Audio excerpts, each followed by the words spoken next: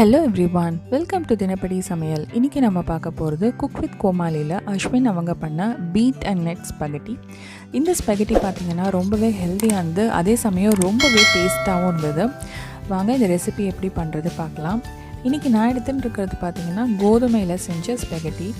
இது எல்லா பிராண்ட்லேயுமே கிடைக்குது. இது 1/2 kg இந்த பேக்கு. இதில் நம்ம 100 grams தான் செய்ய போகிறோம். அதுக்கு 1 லிட்டர் தண்ணியை நல்லா கொதிக்க வச்சுக்கோங்க. இதுக்கு அந்த பாஸ்தாக்கு தேவையான உப்பு மட்டும் முதல்ல ஆட் பண்ணிக்கலாம். அதுக்கப்புறம் 1 டேபிள் ஸ்பூன் அளவுக்கு ஆயில் ஆட் பண்ணிக்கலாம். எனி ஃப்ளேவர்லெஸ் ஆயில் ஆட் பண்ணிக்கோங்க, இல்லை ஆலிவ் ஆயில் இருந்ததுன்னா ரொம்பவே பெஸ்ட்டாக இருக்கும். இது நல்லா கொதிச்சுட்ருக்கும் போது நான் ஒரு 100 grams மட்டும் ஸ்பெகட்டி ஸ்டிக்ஸ் எடுத்து போடுறேன். கொஞ்ச நேரத்தில் இது நல்லா குக்காகி உள்ளே போயிடும். ஸோ முதல்ல இந்த மாதிரி நம்ம ஸ்ப்ரெட் பண்ணி வச்சிடலாம். இந்த பேக்கில் பார்த்திங்கன்னா 7 to 8 minutes ஆகும் குக் பண்ணுறதுக்கு அப்படின்னு போட்டிருக்காங்க. ஸோ நான் 8 minutesல இதை குக் பண்ணுறதுக்காக வச்சுருந்தேன். இப்போ பார்த்திங்கன்னா நம்ம அப்படியே அந்த ஸ்டிக்ஸ் எல்லாம் நல்லா குக்காகி நல்லா இதாக இருக்கு இல்லையா. ஸோ இதை நல்லா நம்ம பெரட்டி விட்டுக்கலாம். நல்லா ஒரு 8 minutesக்கு குக் ஆகட்டும். இப்போ நம்ம செக் பண்ணி பார்க்கலாம் வெந்திருக்கா அப்படின்ட்டு. ரொம்ப குக் பண்ண விட்டுறாதீங்க. ஒரு 90 to 95% குக்காக இருந்ததுன்னா போதும். ஏன்னா நம்ம திருப்பி இதை பீட்ரூட் கலவையில் வர குக் பண்ண போகிறோம். ஸோ இதை நல்லா ஸ்ட்ரெயின் பண்ணி எடுத்துக்கலாம். இப்போது ஒரு பேனில் 1 டேபிள் ஸ்பூன் அளவுக்கு ஆயில் ஆட் பண்ணிக்கலாம். 2 பிரிஞ்சி இலை இருக்கு இல்லையா, 2 இலை, 1 ஸ்பூன் அளவுக்கு பெப்பர், ஒரு 4-5 பூண்டு, ஒரே ஒரு வெங்காயம் கட் பண்ணது, இது எல்லாத்தையுமே போட்டு நல்லா வதக்கிக்கலாம். இப்போ ஒரே ஒரு பீட்ரூட்டை நான் தோல் சீவி சின்ன சின்னதாக கட் பண்ணி வச்சுருக்கேன். இதையும் போட்டு நல்லா ஒரு 2 நிமிஷத்துக்கு வதக்கிக்க போகிறோம். இந்த ரெசிபிக்கு காரம்னு பார்த்திங்கன்னா பிளாக் பெப்பர், மிளகு மட்டும்தான். ஸோ இதை நம்ம வேணும்னா லாஸ்ட்டாக சர்வ் பண்ணுறச்சு கூட ஆட் பண்ணிக்கலாம். இப்போ 1 கப் அளவுக்கு தண்ணி ஊற்றிட்டு இதை நம்ம குக் பண்ண போகிறோம். இப்போ இந்த பீட்ரூட் மிக்ஸ்சருக்கு தேவையான உப்பு ஆட் பண்ணிக்கலாம்.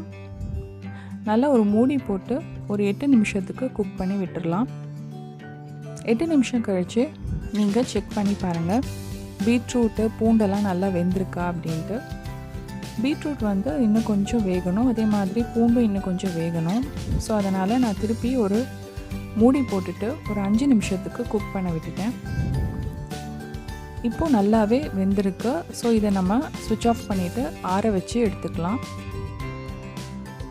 இப்போ ஒரு பேனில் வால்நட்ஸ் இருக்கு இல்லையா, அது 50 grams எடுத்து அதை ட்ரை ரோஸ்ட் பண்ண போகிறோம். மீடியம் ஃப்ளேமில் ட்ரை ரோஸ்ட் பண்ணிக்கோங்க, கைவிடாமல் ரோஸ்ட் பண்ணுங்கள், இல்லைனா கருகி போயிடும்.